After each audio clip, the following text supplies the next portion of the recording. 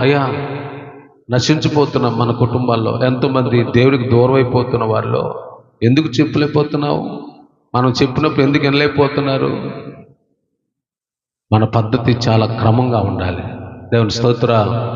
మన చిన్నది చెప్పటం వల్ల బైబిల్ అందులో మీరు చదవదులే కానీ యోసేబంట సైన్యాధిపతి అయిన పోతీఫరు ఇంట్లో అడుగుపెట్టినప్పటి నుండి ఆ పోతీఫరు యోసేపుని గమనిస్తున్నాడు.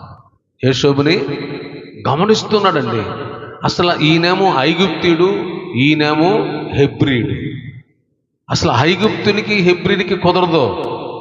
కానీ అదే ఇంటిలో ఒక ఐగుప్తుని ఇంటిలో ఒక హెబ్రీయుడి యొక్క ప్రవర్తన, ఆ క్యారెక్టర్ చూస్తే పోతీఫరుకి ఆశ్చర్యం వేసి ఇంటి తాళాలు అప్పచెప్పేశాడండి.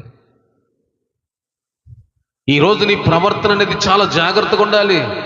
ఈరోజు నీ ప్రవర్తన సరిగా లేకపోవటం వల్ల మన జీవితంలో